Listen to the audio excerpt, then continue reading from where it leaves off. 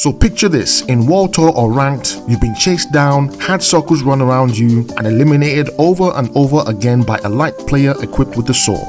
Whatever you do not chase down that light player as heavy. Trust me, it's not worth it, Chief, as you would A. isolate and expose yourself to potential ambush by the orange team, B. be a detriment to team morale by leaving your teammates by themselves to secure the objective. And in the grand scheme of things, it's not going to play out well for you. These and more are one of the many things not to do in the finals. Call it the unwritten rules of the finals part 2. So, without further ado, let's get into it.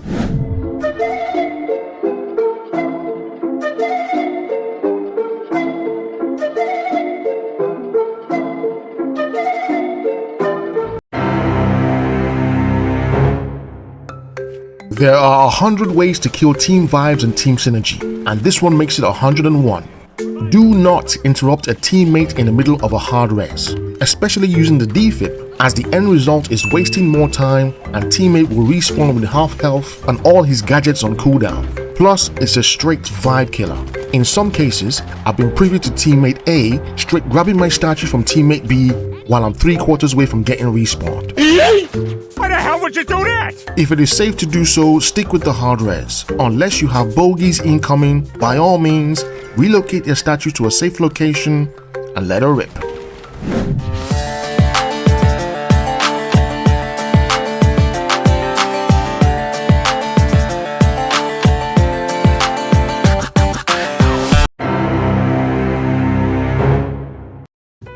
If you're the last one alive on the team, your next move should be to run, duck, cover, and try to grab teammate statues for a possible res. And if that option is not available, look to get yourself eliminated very quickly. Do not try to be John Wick and run in 1v9 thinking you can take on the whole lobby. Yeah. We get it. Your aim is crisp and your confidence is through the roof. But when the stakes are high and points are on the line, you're better off respawning with your team to reset and get a better chance at securing the objective.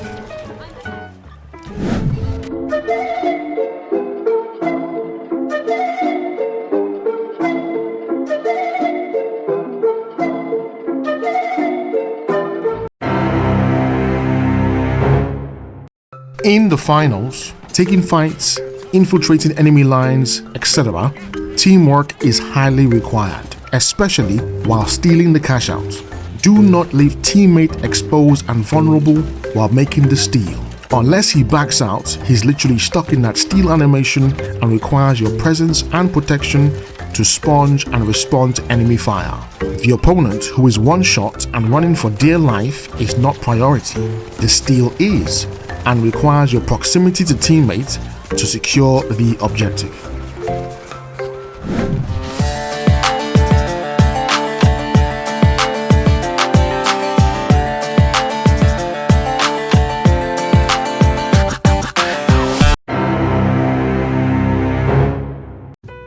Play for drop, using C4's breach charge or the D-mat from the floor below, or snipe out over eagerly your opponents who rush for the steal from the floor above. But whatever you do, don't bunch up on the cash out, as you leave yourselves prime targets for potential team wipe.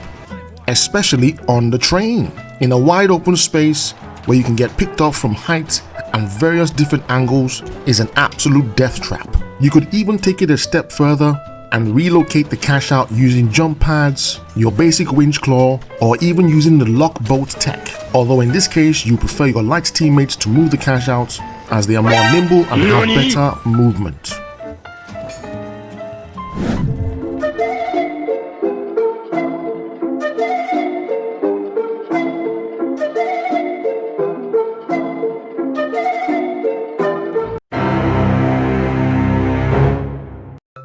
In quick cash, for the memes or picking 3 to medium long range weapons, by all means be my guest. But in World Tour or Ranked, when the stakes are high and points are on the line, picking the exact same loadout across the board is decreasing the versatility and effectiveness of your team composition. If in doubt, check your teammates' loadout at the beginning of the match, as you do not need 3 sonar grenades across the board. No one likes a one trick, and if you're one of those players that sticks to one loadout regardless, You need to be more flexible.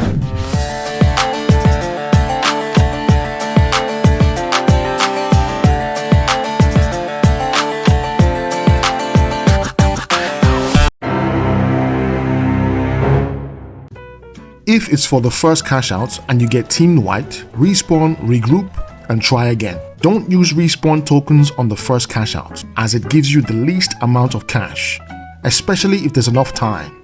In some cases and in a pre-made coordinated team, using respawn tokens is necessary to pile on the pressure to secure a potential cash out. But don't be that one player who's on either of the extreme ends, A being the one who uses all his tokens on the first cash out, and B, the one who has so many tokens and refuses to use them, piling more unnecessary pressure on the rest of the team.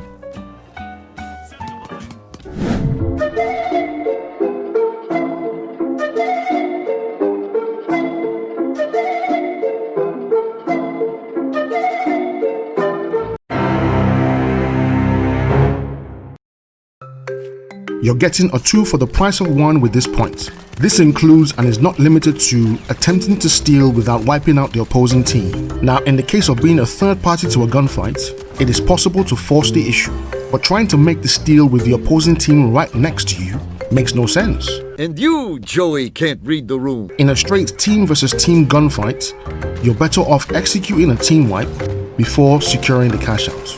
And quick side note, once the team has been wiped, with limited time, secure the steal first, then go for the revs. The second example is securing a cash out and forcing unnecessary overtime, especially if you're in the lead or a close second, as you stand the risk of getting team wiped and having your opponents knock you out of the tournament.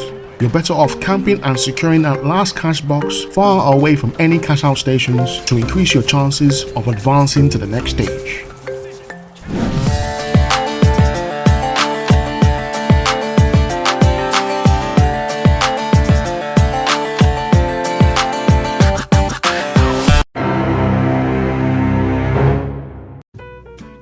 Placing C4s or breach charges on the cash out to play for drop or execute opponents from a distance is ideal, but placing mines directly on the cash out is near enough less effective. You're better off placing them on choke points, entrances or exits where enemies could possibly push through to give you an indication of their whereabouts to prepare for battle. Let's be honest, the mines in the finals are a fracture of what they actually used to be. Although the tech of placing mines on statues still seems to work. Taking damage.